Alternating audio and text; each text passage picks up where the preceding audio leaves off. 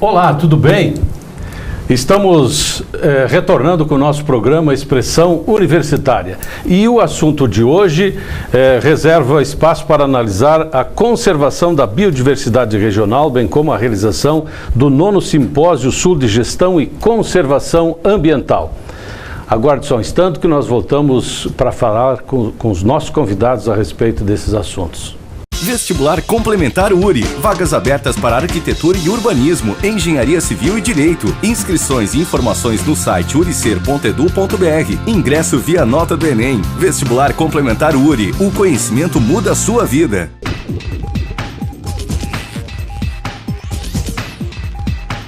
Como anunciamos há pouco, o programa de hoje analisa a conservação da biodiversidade regional e a realização do 9º Simpósio Sul de Gestão e Conservação Ambiental. Para falar sobre isso, estão aqui conosco os professores Luiz Ubiratão Rep e Vanderlei Dessian, da área de Ciências Biológicas e do mestrado em Ecologia da Universidade. Sejam bem-vindos. Queremos saber, em primeiro lugar, o que contempla, de forma geral, a biodiversidade.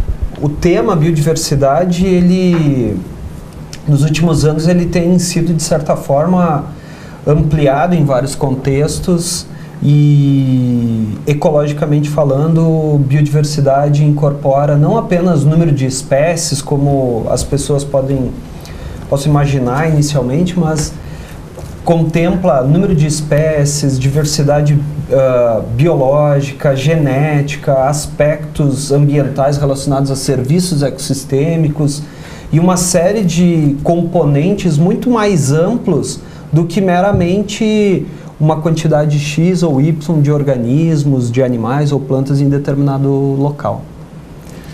Uma questão bem importante que a gente tem que pensar quando a gente trabalha com biodiversidade, normalmente vem em mente para nós a questão do ato de preservar. Tá? Então, justamente ao contrário do que a gente pensa, muitos dos aspectos que a gente acaba utilizando no dia a dia, o solo, mesmo as áreas de floresta, elas têm um papel importante pela questão da conservação também. São dois conceitos bem distintos. Normalmente a gente associa o ato de entender a biodiversidade como locais intocados. Então, a gente tem que ter o conceito, tem que ter a noção, a ideia de que há o ato de preservar e o ato de conservar. Existem espaços da natureza que, em termos de biodiversidade, eles são muito mais amplos, mais ricos e que eles são e devem ser preservados. Agora, muitos desses espaços também eles são utilizados de forma dinâmica pelo homem, desde que se tenha o entendimento de como se pode utilizar e como se pode fazer o aproveitamento daqueles espaços também. E como é que, assim, trazendo esse assunto, relacionando um pouquinho com a questão da qualidade de vida, que é um assunto que está latente na sociedade, que tem sido bastante discutido, quais são os esforços da comunidade, das pessoas, para preservar, para conservar e relacionar todo esse tema com a qualidade de vida? Bom, hoje qualidade de vida é um termo bem interessante, né? Nós vivemos um mundo extremamente turbulento, agitado. Estamos no mês de julho, né? Se passaram já metade do ano e frequentemente as pessoas já estão fazendo projeções de daqui 60 dias, 90 dias, ou seja, em pouco tempo nós já vamos chegar no Natal e num novo ano. E qualidade de vida, ela tem uma relação muito direta com essas questões de gerenciamento do nosso tempo e otimização da utilização do nosso tempo. E a relação que nós temos com a natureza, ela é muito intrínseca. E hoje, infelizmente, ela está se perdendo, não só pelas questões do nosso dia a dia, mas também pela inexistência ou diminuição de locais que nos possibilitam isso. Né, um contato mais direto com a natureza. Então, a relação conservação, biodiversidade, ela tem um valor muito grande e muito forte em termos de qualidade de vida e satisfação das pessoas. Um exemplo disso é a gente associar os nossos períodos de férias. A gente tira férias, a gente quer ir para a serra, para a praia, para lugares de contato com a natureza, né? A nossa região tem explorado muito as questões do turismo rural para resgatar, reaproximar as pessoas do ambiente natural. E essa questão que o Luiz colocou das férias é muito interessante, porque a gente não vai para um local que esteja degradado, que tem alguns problemas um pouco mais contundentes em termos de questões ambientais. Normalmente a gente procura que espaços que ainda encontram, que a gente encontra uma certa qualidade em termos de qualidade de vida. E por incrível que pareça, a qualidade de vida ela é basicamente associada ao quê? Água, florestas e outros espaços. Ar puro e assim por diante.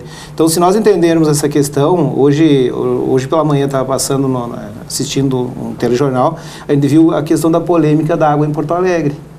Tá? Então, muitas vezes, o que significa a água em Porto Alegre está com um problema de qualidade, estão tentando avaliar. Isso tem tudo a ver com a questão de biodiversidade. Por quê? Porque no momento que a gente tem muitas pessoas no mesmo lugar, a gente vai ter a degradação. E aí o custo para você ter a qualidade de vida passa pelo serviço que a natureza não está mais prestando. Então, nesse processo todo, passa por uma questão financeira, que é um custo muito mais elevado para te ter essa qualidade de vida em si como um todo. Então, a gente chama isso de serviços ecossistêmicos. O que a floresta faz para nós que a gente não enxerga? Ela nos fornece a qualidade do ar, mas a gente tá sendo cobrado por isso, a gente enxerga? Consegue palpar isso? Não enxerga. Nós temos dentro da nossa cidade o Parque Longines.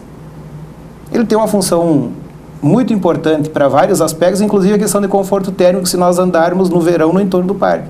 Ele nos cobra por isso? Não nos cobra. E são serviços ecossistêmicos. Tá? Ou seja, serviços que a natureza acaba prestando, dentro da questão da qualidade da água, da qualidade do ar, a própria questão de conforto térmico, entre outros aspectos que a gente não enxerga no dia a dia e que ainda a gente não consegue contabilizar financeiramente, mas que tem calculadoras que já dizem para nós o quanto seria isso em termos econômicos, essa prestação de serviço que a natureza presta para nós. Professor, o senhor falou também que o senhor viu num telejornal. Eu gostaria também de contribuir nesse aspecto, porque também, ligado ao nosso tema aqui, a parte econômica, isso também é extremamente importante, e conservação, especialmente da água. Eu vi um exemplo de um prédio em São Paulo que resolveu botar hidrômetros em cada apartamento. Isso é uma polêmica, porque eles não estão conseguindo fazer com que autorizem os prédios nessa nova sistemática. Quanto se perde com isso? Nós podemos ver isso nas nossas casas mesmo. E outro aspecto, uma lavoura. Temos período de chuva essa semana. Extremamente degradada. Por quê? Pelas imagens que eu vi, não tem nenhum tipo de proteção na terra. Então, está faltando o quê? Tudo isso é custo. Na verdade, todo aquele investimento que o agricultor faz para melhorar o seu sistema produtivo acaba indo parar em outros locais, que o Luiz sabe melhor do que ninguém sobre isso. Que efeito causa essa questão dessa enxurrada, né, e da forma que está ocorrendo o carregamento desses materiais? E uma questão bem importante que a gente acaba tendo que pensar é o seguinte, a biodiversidade ou a presença de uma boa biodiversidade, ela é um ativo para nós. Tá? É ativo. Tá? E aí, hoje no mundo, se nós pensarmos um pouco, tem países que eles são detentores de uma grande quantidade de tecnologia, outros trabalham com serviços dentro da questão bancária e outros tipos de serviço em si. E se nós pensarmos o Brasil hoje como um todo, nós temos uma boa diversidade. Isso é um ativo. A gente tem que saber como explorar isso. Sim. De forma adequada. Esse aspecto isso é um assunto, a gente discute muito isso em sala de aula com os alunos. Quanto vale você sentar embaixo de uma árvore e ler um livro, ou você tomar banho de tomar um rio, chimarrão embaixo de uma árvore? Exatamente. Eu conheço, a gente pode observar o dia a dia dos nossos colegas de município, né, digamos assim, dos habitantes de Erechim, o número de pessoas que caminham no final de tarde, fazendo seus exercícios físicos. Aonde que é a maior concentração? Ao redor do Longines, né? Por quê? É a sensação de um ar mais puro, de um lugar mais fresquinho, que é o sistema, o tamponante térmico que o Vanderlei falava. Outra coisa, no verão, eu já presenciei inúmeras vezes pessoas se deslocarem do centro da cidade de carro até o Campus 2 da URI para caminhar Aonde? Ao redor do lago. Então, a gente tem uma relação muito grande com a natureza e a gente nós não conseguimos valorar isso e perceber esse valor que isso tem. E aí, fazendo um gancho com a fala da Fernanda, quanto vale isso economicamente, ou quanto vale isso em termos de economia, de não precisar ir em terapeutas nos dias de hoje, em termos de caminhar ou ter um contato com a natureza. A gente não percebe mais isso, porque o turbilhão do nosso dia a dia nos afasta dessas percepções. E nós estamos numa região extremamente com vastos recursos naturais. Mais de 70%, 80% dos nossos estudantes da URI, por exemplo, são oriundos das regiões, dos municípios do interior, onde tiveram contatos muito grandes com a natureza. E a gente está se perdendo, não está mais valorizando isso. E é uma questão bem importante saber como aproveitar essas áreas e realmente tirar um bom proveito em termos de serviços, em termos de qualidade de vida. Então, muitas vezes, a própria questão da escolha do local para te morar, mesmo em cidades pequenas ou cidades de porte médio, já começa a passar por esses aspectos, que antes era muito intrínseco às cidades grandes, era uma questão muito mais de cidades de maior porte e tudo.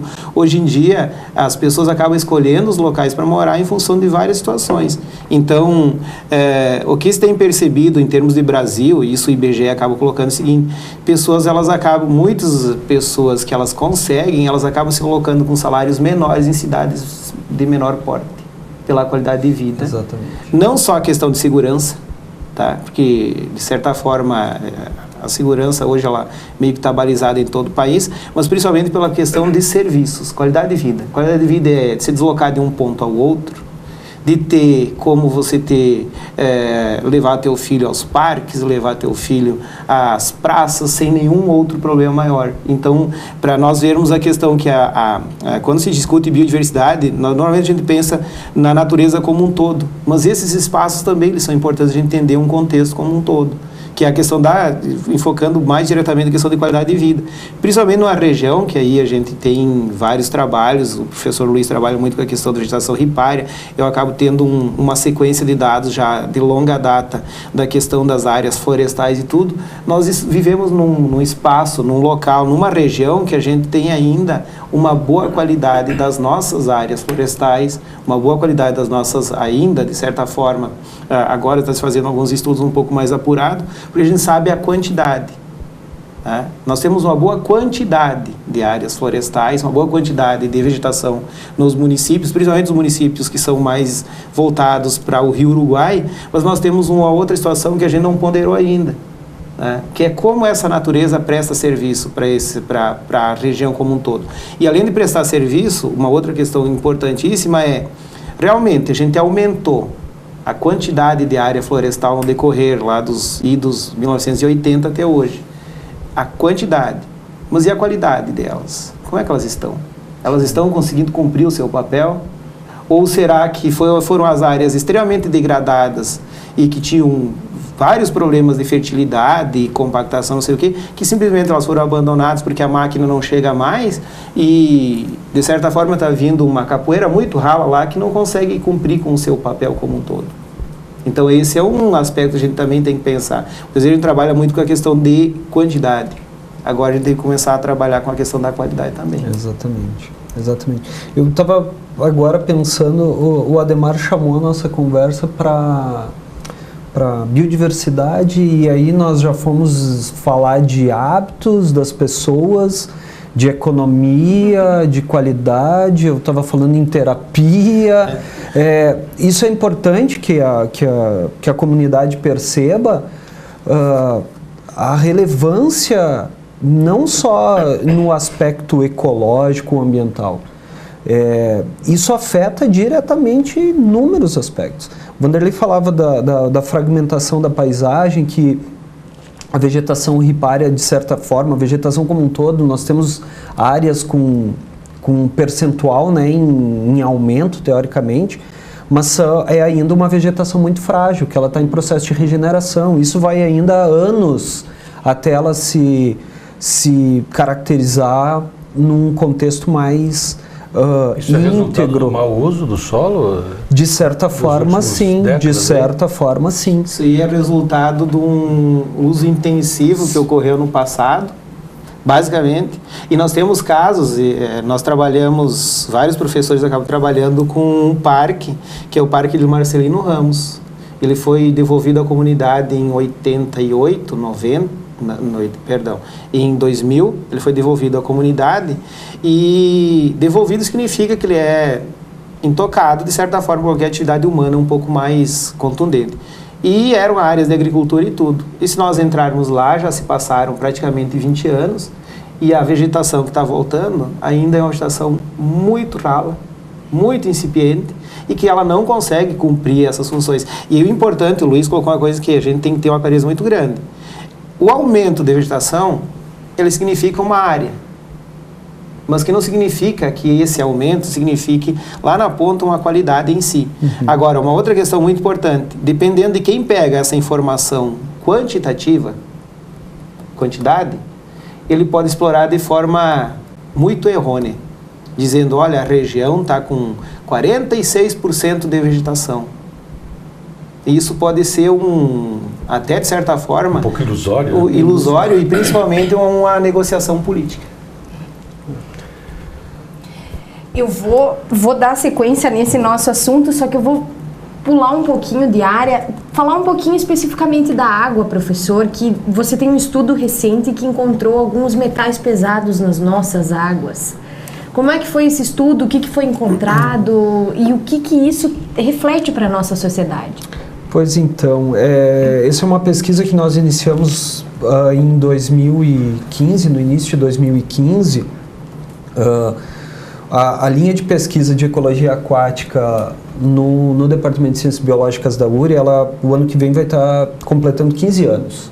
Ou seja, são 15 anos que nós vamos nos dedicando a tentar entender ecologicamente, num aspecto mais básico, o funcionamento e os serviços ecossistêmicos dos rios da nossa região, e também tentar entender quais seriam as medidas mais apropriadas para melhorias e para recuperação. Quando nós começamos a trabalhar, há 15 anos atrás, tinha uma preocupação muito grande em qualidade de água. Atualmente, a nossa preocupação já é qualidade e quantidade de água.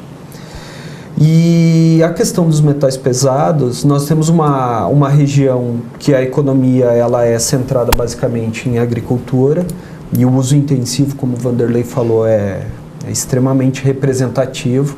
E a utilização de componentes químicos na cultura, no manejo da agricultura, muitos desses produtos têm incorporado nas suas formulações metais, né? Alguns deles são essenciais ou não essenciais, que são elementos... Os essenciais são aqueles elementos que os organismos precisam para desenvolver os seus processos fisiológicos. Os não essenciais são aqueles elementos que não têm necessidade. E nós temos metais pesados essenciais e não essenciais que a natureza lida biologicamente conforme suas demandas. Bem próximos da gente. Muito próximo da gente. Um aspecto que nos chama atenção é que as áreas onde nós temos uma grande área agrícola e com vegetação ripária, mata ciliar mais fragilizada, não só o aspecto quantitativo, como o Vanderlei falava, em quantidade, temos 30 metros, mas a estabilidade da vegetação ela é frágil. Esses componentes da área agrícola eles acabam chegando nos rios e eles acabam se acumulando no sedimento dos rios, e numa vez no sedimento eles são incorporados na cadeia trófica. E o que é essa cadeia trófica? O elemento ele é incorporado nos produtores, os organismos menores comem esses produtores e os organismos maiores comem esses consumidores. Quem são esses organismos maiores? São os peixes. E voltando à questão de qualidade de vida, de relação intrínseca com a natureza, eu vou num fim de semana pescar e vou pegar o meu lambari, um jundiazinho, e eu tenho uma grande possibilidade de estar ingerindo esses metais por conta desses processos de biomagnificação, que é a passagem desses metais nesses diferentes níveis tróficos. Que não tem como eliminar na hora de fazer o peixe. Não tem, porque biologicamente esses elementos acabam sendo incorporados no tecido adiposo, né, na gordura ou no tecido muscular do peixe. E o que nós comemos é o filé. Então, o que tem no filé? Que tem no filé, a gente ganha esse então estamos comendo, às vezes, filé de metais? Em alguns aspectos é importante, é muito delicado isso. É muito delicado porque é uma coisa que a gente não observa o aspecto. Você pega uma fruta com mofo, com bolor, você não come ela, porque você visualiza o bolor ou o fungo. Agora, um peixe, você não visualiza que ele está contaminado que ele, mesmo sendo concentrações muito pequenas. E, na verdade, essa contaminação dele acaba sendo resultado do ambiente em que ele acaba vivendo. Exato, é um reflexo das nossas ações. Das nossas ações. Uma cadeia, né? Começa aqui, vai impactar ali, consequentemente. E uma questão muito preocupante que a gente tem tido, desde os 2010, antes um pouquinho já, é a questão de que nós sempre trabalhamos com a ideia de que um mínimo razoável de vegetação no entorno de um rio seria 30 metros. Com a legislação nova, a partir de 2012, se passou para a maioria dos nossos rios da região aqui para 5 metros. Então, o que aconteceu? Nós diminuímos os fatores de proteção, de certa forma, e é óbvio que aí vai aumentar as variáveis, as variáveis que poderão estar, de certa forma, contribuindo para que a maioria dos poluentes ou a maioria dos produtos químicos que eles, de forma mal aplicada ou algo do gênero, vai parar justamente dentro dessa. Mas então, nesse sentido todo, está havendo uma falta ainda de conscientização, de cumprimento de lei? Na verdade, cumprimento de lei não. Por exemplo, se nós pegarmos a legislação nova, que foi aprovada em 2012, ela é muito menos restritiva do que ela já foi no passado. Então, foi um certo acordo político econômico que se passou a régua diminuindo as restrições. Isso vai ter impacto. A gente ainda não sabe. Por exemplo, na questão de áreas de floresta, que a gente está tendo um aumento. Bom, mas a legislação mudou. Tá? Qual é o impacto disso no futuro? Em termos de biodiversidade, em termos de incorporação de metais pesados, elementos químicos na cadeia. Coisa que a gente vai começar a perceber a longo prazo. A longo prazo. Mas eu só não quero interromper porque o assunto é bom e a gente teria bastante tempo, mas como nós chamamos no início, nós precisamos falar do Simpósio Sul de Gestão e Conservação Ambiental. Certamente toda essa temática vai estar em debate. O que está sendo previsto para esse simpósio, professores? Então, o Simpósio Sul de Gestão e Conservação Ambiental, ele está na 9ª edição, mas a primeira edição do simpósio, que foi realizada em 2005, o tema central era conservação ambiental. Passaram-se todos esses anos, esses 11 anos, né, uma década, e quando nos foi repassada a responsabilidade de organizar o evento para mim e para o Vanderlei, a gente conversou qual seria a temática interessante. E a gente pensou da seguinte forma: bom, aconteceu reformulação na legislação ambiental, começou algumas ações conservacionistas mais intensas, outras nem tanto, a atividade humana começou partiu a ser mais agressiva, teve muitas modificações. Então a proposta do evento desse ano são ações para a conservação da biodiversidade.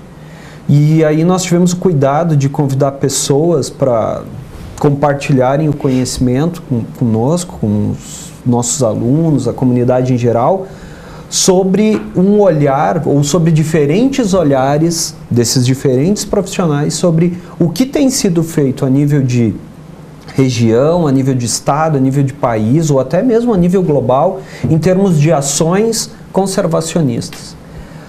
Nas entrelinhas, buscando aspectos econômicos, qualidade de vida, recuperação, conservação, ou seja, um bem-estar geral, né, da nossa da nossa comunidade. É importante salientar que, por exemplo, a gente enfocou muito na questão de algumas ações diretas que a gente tem. A questão de criação de parques, tá? A questão de implementação, por exemplo, o próprio Longines, ele é fruto de toda uma discussão de sociedade, o Parque Teixeira Soares, entre outros aspectos. Então, a programação ela vai acabar englobando muito ações regionais também, que a gente focou os palestrantes para trazer essa visão global, mas a gente vai mostrar o que realmente a gente também, em termos de região aqui, conseguiu dar uma caminhada.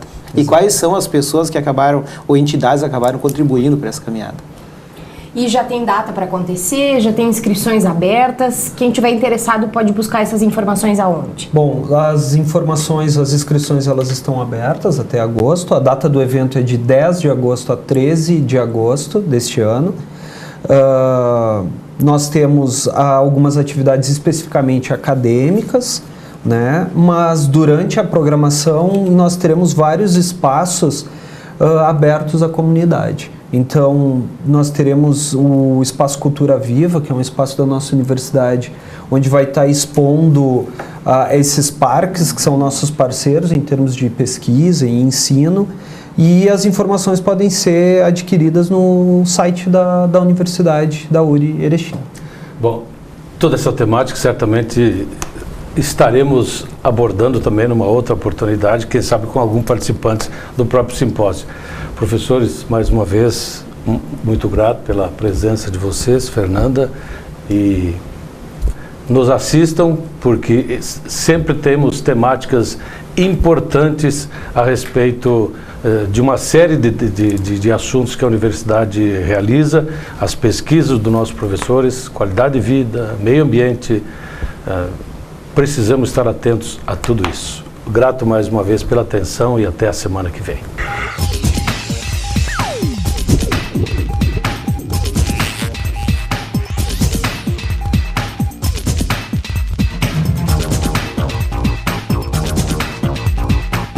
Vestibular Complementar URI. Vagas abertas para Arquitetura e Urbanismo, Engenharia Civil e Direito. Inscrições e informações no site uricer.edu.br. Ingresso via nota do Enem. Vestibular Complementar URI. O conhecimento muda a sua vida.